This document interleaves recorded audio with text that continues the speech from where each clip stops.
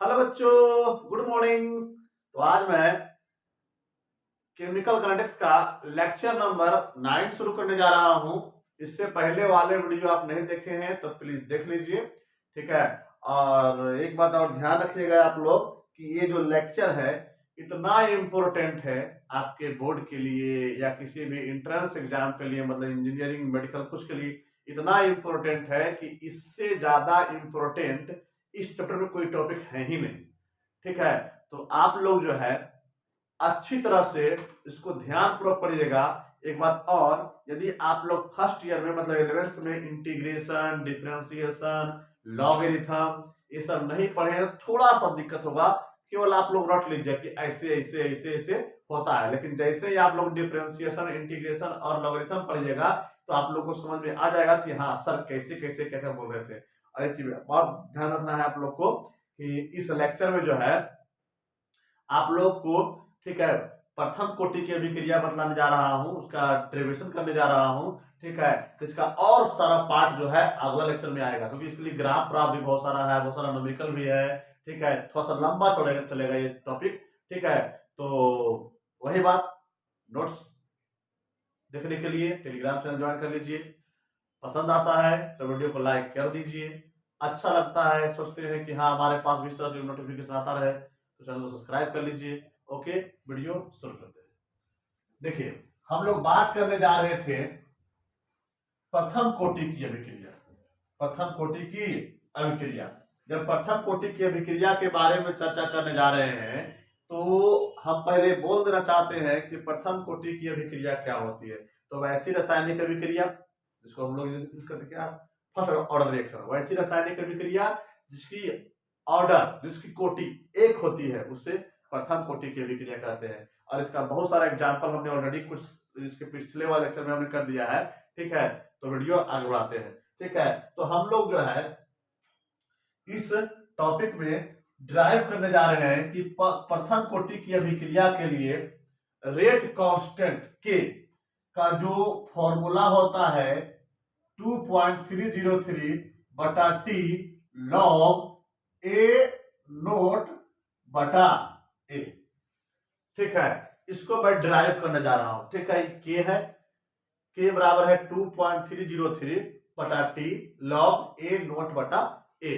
के क्या है, हम लोग जानते हैं कि अलग अलग रिएक्शन के लिए के का मान अलग अलग होता है। टी है टाइम, लॉग तो लॉगरिथम वाला है, ठीक है। ए नोट जो है क्या है, अभिकारक की प्रारंभिक सांद्रता है।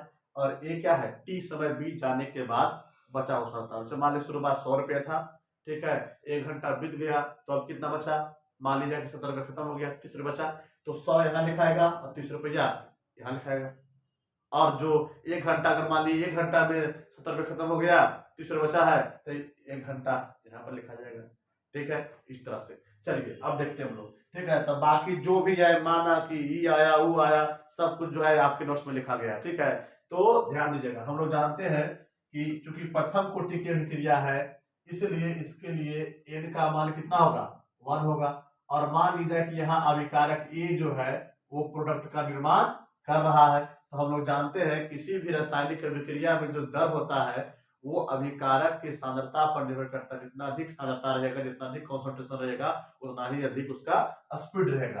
तो आर जो हो गया वो ए के समानुपाती हो गया। अगर दूसरी कोटि की अभिक्रिया रहती तो यहाँ एन का मान 2 लिखते, क्योंकि प्रथम कोटि की अभिक्रिया इसलिए इस पर पार क्या हो जाएगा, 1 हो जाएगा। और आप लोग जानते हैं समानुपाती का चिन्ह आता है तो एक कांस्टेंट आता है, और वो कांस्टेंट क्या है यहाँ पर, के है। और हम लोग जानते हैं कि किसी भी रासायनिक अभिक्रिया का जो दर होता है वो delta x by delta T होता है या D x by D T होता है। क्योंकि हम लोग इस चैप्टर में तात्क्षणिक दर के बारे में ही चर्चा किया करते हैं, इसलिए क्या हो जाएगा, minus D A by D T. X क्या था, कॉन्सेंट्रेशन था, यहाँ किसका कॉन्सेंट्रेशन थे, ये कॉन्सेंट्रेशन। ऐसा कि यहाँ आई माइनस क्यों लगा दिए, तो माइनस इसलिए लगा दिए कि जैसे समय बीतेगा वैसे वैसे अभिकारक के सांद्रता में कमी आएगी, ठीक है। तो ये क्या हो गया, डी ए बटा डी टी, और के और ए हो गया। मैं क्या कर रहा हूं यहाँ पर, इसको उधर भेज रहा हूं, उसको इधर ले आ रहा हूं, तो minus D A by by A equal to क्या, K D T, K D T हो गया। ठीक है, चलिए ऐसा हो गया। देखिए ये जो है इंटीग्रेशन है, ध्यान दीजिएगा। मतलब क्या इंटीग्रेशन है, मतलब क्या कि देखिए आप लोग फिजिक्स में पढ़े होंगे डिफरेंशिएशन और इंटीग्रेशन, ठीक है। तो डिफरेंशिएशन और इंटीग्रेशन जो है, ठीक है, वो छोटे छोटे पार्ट को बतलाने के लिए क्या करते हैं। बाकी इंटीग्रेशन फंडा बाद में आप लोग समझिएगा फिजिक्स में। देखिए यहाँ पर क्या होगा, आपने क्या किया कि इस dt को वहां भेज दिया और इसको हमने यहाँ ले चलाया, ठीक है। तो पूरा फिजिक्स में और केमिस्ट्री में रूल है कि दोनों तरफ यदि डी डी दिख जाए तो आप लोग क्या कीजिए, इंटीग्रेशन का साइन लगा दीजिए, ठीक है। इंटीग्रेशन का साइन कुछ इस तरह से होता है, ठीक है ना। इंटीग्रेशन का साइन कुछ इस तरह से, मतलब एस को ऐसे लिखिए और इसका दोनों मुंह को चीर दीजिए, तो जो बनेगा वही हो जाएगा, इंटीग्रेशन का साइन हो जाएगा। ओके, चलिए अब ध्यान दीजिए। तो कहेगा सर कि यहाँ ए से ए कट रहा है सर, तो ए से ए कट कहने देते हैं। अरे गधा कैसे कटेगा यार, यहाँ पर लिखा हुआ है, यहाँ पर लिखा हुआ है 23 और यहाँ लिखा हुआ है 3, तो ये 3 से 3 कट जाएगा क्या, नहीं कटेगा। ठीक इसी प्रकार से है, इसीलिए यहाँ पर कटने वाला ये नहीं है, ठीक है। चलिए अब ध्यान दीजिएगा यहाँ पर कि देखिए अब इसका इंटीग्रेशन करेंगे। तो इंटीग्रेशन करने से पहले यहाँ पर हमें लिमिट लगाना पड़ेगा, ठीक है। क्या कि जब यहाँ पर देखिए, यहाँ वेरिएबल कौन है, कॉन्सेंट्रेशन ए का है, और यहाँ पर वेरिएबल कौन है, टी है। सर कैसे पकड़ेंगे सर कौन वेरिएबल है, तो डी के बगल में, जस्ट बगल में जो रहता है इस तरफ, वही होता है वेरिएबल यहाँ पर, ठीक है। जो वेरिएबल रहेगा उसका डिफरेंशिएशन या तो इंटीग्रेशन होता है, जिसका वेरिएबल नहीं रहता है उसका इंटीग्रेशन या डिफरेंशिएशन नहीं होता है। बाकी फिजिक्स में क्यों नहीं होता है, ठीक है। चलिए अब लिमिट रखिए, तो यहाँ वेरिएबल कौन है, टी है, टाइम टी है, और यहाँ वेरिएबल कौन है, ये कॉन्सेंट्रेशन।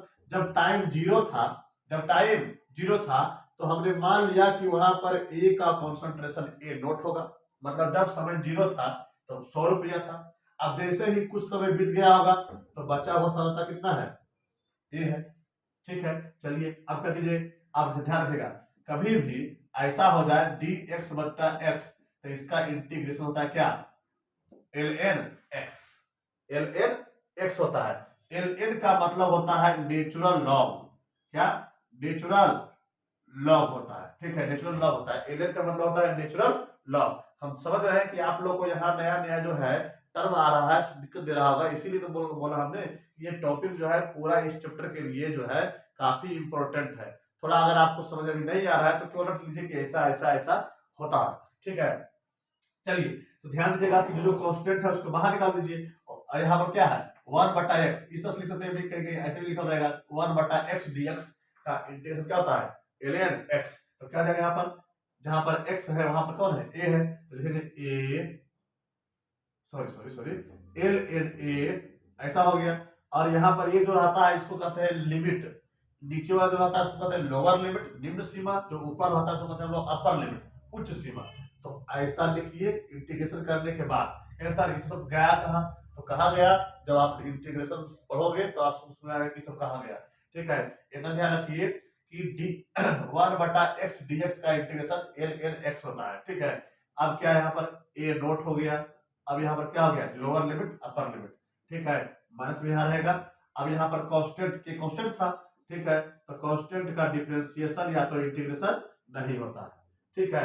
तो अब क्या, अब रूल है कि अब जो लिमिट है उसको बैठाइए, तो एल एन यहाँ पर जो भी रहेगा वो यहाँ लिखाएगा, पहले अपर लिमिट फिर माइनस, जो यहाँ रहेगा फिर इसके स्थान पर लिखाएगा एल एन ए नोट, लिखा गया ऐसे, ठीक है। और ध्यान रखिएगा कि dx का इंटीग्रेशन जो होता है, dx का जो इंटीग्रेशन होता है क्या होता है, x होता है, तो dt का इंटीग्रेशन क्या हो जाएगा, t हो जाएगा, जीरो से कहां तक, t तक। अब क्या इस माइनस को डाल दीजिए, तो L N A naught minus L N A हो गया। अब यहाँ पर लिमिट रख दीजिए, टी यहाँ पहले ही लिखाएगा, टी माइनस जीरो, तो क्या होगा L N A naught minus L N A. अब क्या यहाँ पर हो गया, केटी हो गया, क्या हो गया, केटी हो गया। जो लोग लॉग के बारे में नहीं जानते हैं तो जान लीजिए, लॉग, एक लॉग होता है ये वाला, इसको हम लोग बोलते हैं लॉगरिथम, ठीक है, लॉगरिथम बोलते हैं इसको हम लोग, ठीक है। ये होता है बेस 10 वाला। अगर एल एन लिखा हुआ है इसका मतलब होता है नेचुरल लॉग होता है।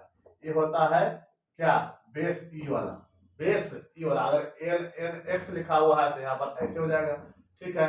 और ध्यान दीजिएगा कि एल एन एक्स को यदि एल ओ जी लॉग बेस 10 वाला बदलना रहता है तो 2.303 से मल्टीप्लाई करना। जैसे अगर 1 मीटर से आपको सेंटीमीटर बदलना है तो आप 100 से मल्टीप्लाई करते कि नहीं करते, जैसे 2 मीटर है तो 2 मीटर है तो 2 गुने क्या करते हैं 100 सेंटीमीटर। ठीक उसी तरह से नेचुरल लॉग से अगर लॉग बेस वाला लॉग 10 वाला बदलना, लॉग बेस 10 वाला बदलना है तो 2.303 से मल्टीप्लाई करना पड़ता है। और एक फॉर्मूला है जो आप लोग फर्स्ट में पढ़ेंगे कि लॉग एम गुने एन होता है log M plus log N, log M बटा एन होता है log M minus log N, log M पर पावर एन इक्वल टू होता है, पावर आगे चलाइए एन लॉग एम, ठीक है। अगर लॉग एक्स, नीचे भी एक्स है और यहाँ पर भी एक्स है, मतलब बेस में भी एक्स है, यहाँ भी एक्स है, इसका वैल्यू 1 होता है। लॉग 10 का वैल्यू 1 होता है, लॉग 1 का वैल्यू 0 होता है, लॉग 2 का वैल्यू 0.301 होता है, ठीक है। लॉग 0 का वैल्यू 0 होता है। तो ये सारा फॉर्मूला जो है आप लोग नोट कर लीजिएगा। आपके तो हमने नोट्स में नहीं लिखा है, लेकिन आप लोग इसको नोट कर लीजिए, तो इसके बिना आगे का एक भी टॉपिक होने वाला नहीं है। क्योंकि है तो केमिस्ट्री, लेकिन बिना मैथमेटिक्स के ना तो फिजिक्स चलता है और ना तो केमिस्ट्री एकदम चलता है। इसलिए आपको मैथमेटिक्स का ज्ञान होना बहुत जरूरी है, ठीक है। आप लोग नोट कर लीजिए कि लॉग 10 लिखा हुआ मतलब बेस 10 वाला लॉगरिथम है, ठीक है। एल एन एक्स लिखा हुआ मतलब नेचुरल लॉग लिखा हुआ है, इसका बेस ई होता है। ई मतलब ई स्टैंड्स फॉर होता है एक्सपोनेंशियल, एक्सपोनेंशियल होता है, नेंशियल होता है। एक्सपोनेंशियल का हिंदी होता है चर घातांकी, चर घातांकी होता है, ठीक है ना। देखिए अब एल एन एक्स को अगर लॉग बेस वाला बदलना, मतलब नेचुरल लॉग है ना, ये एल एन एक्स लिखा हुआ है मतलब एल ओ जी बेस, यहाँ बेस ई है तो बेस ई वाला से अगर बेस 10 वाला बदलना होता है तो उसके लिए 2.303 से मल्टीप्लाई करना पड़ता है। इस तरह से मीटर को अगर सेंटीमीटर बदलना पड़ता है तो 100 से मल्टीप्लाई करना पड़ता है ना, ठीक उसी प्रकार से इससे इसे बदलने के लिए आपको 2.303 से मल्टीप्लाई करना पड़ेगा, ठीक है। सारा फॉर्मूली है, आप लोग आज कर लीजिएगा ये सब। चलिए आगे बढ़ते हैं लोग, ठीक है। लॉग क्या है, log A naught minus log A equal to क्या, के टी। तो हम लोग जानते हैं यहाँ पर क्या है कि log M minus log N क्या होता है, लॉग एम बटा एन होता है, लॉग एम बटा एन होता है, इक्वल टू क्या हो गया, के टी हो गया। हमें निकालना है क्या, के का फॉर्मूला निकालना है, तो क्या करेंगे यहाँ पर टी किधर में दीजिए 1/t log A naught by A equal to क्या हो गया, के हो गया।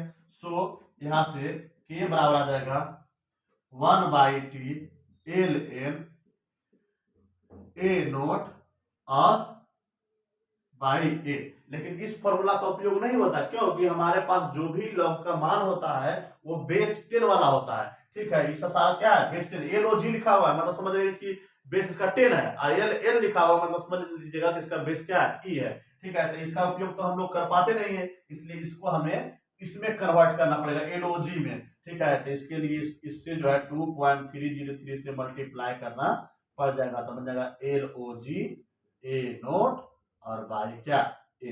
तो ये क्या हो गया, प्रथम कोटि की अभिक्रिया के लिए हो गया के का व्यंजक, ठीक है। एक बार फिर से बोलते हैं कि मान लीजिए हमारे पास कोई रिएक्शन है जो प्रथम कोटि की अभिक्रिया है, ठीक है। तो एन का मान 1 हो गया। मान ली कोई रिएक्शन है जिसमें अभिकारक ए था, वो प्रोडक्ट को बना रहा था।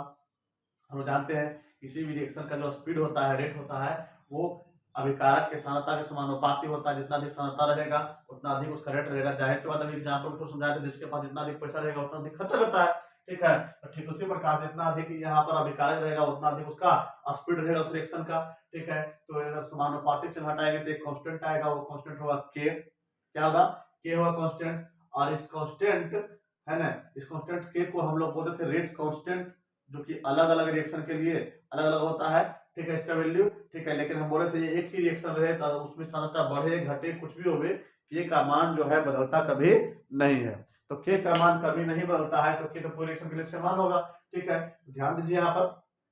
अब हम लोग जानते हैं आर क्या है, रेट है, किसका रेट है, तभी कारक का रेट है। ठीक है, तो डी ए बटा क्या हो गया, डी टी हो गया। हम लोग जानते हैं रेट के लिए delta x by delta T होता है या D x by D T होता है। तो ध्यान दीजिएगा यहाँ पर माइनस डी ए बटा डी टी इक्वल टू क्या हो गया, कि ए हो गया। यहाँ माइनस हमने क्यों लगाया, क्योंकि जैसे जैसे समय बीतेगा वैसे वैसे धीरे धीरे क्या होगा, अभी कारक की सांद्रता में कमी आएगी, और माइनस इस बात को बतला रहा है कि समय के साथ उसमें कमी आ रहा है। ठीक है, सो माइनस हो गया। ठीक है, अब क्या हुआ कि यहाँ डी ए बटा ए इक्वल टू के डी टी हो गया। ठीक है ना, कैसे हो गया, ये गया यहाँ पर, ये चला गया वहां पर, और जैसे दोनों तरफ डी का साइन दिख गया तो आपको इंटीग्रेशन लगाना है, इंटीग्रेशन चला देना है, इंटीग्रेशन कर दिया हमने। ठीक है ना। तो अब क्या, अब यहाँ पर क्या समय बीत रहा है, तो यहाँ पर वेरिएबल कंडीशन है, जिस समय बीतेगा वैसे वैसे क्षमता में कमी आएगी। जिस समय टाइम 0 था उस समय उसका कंसंट्रेशन 100% था, मतलब ये नोट था।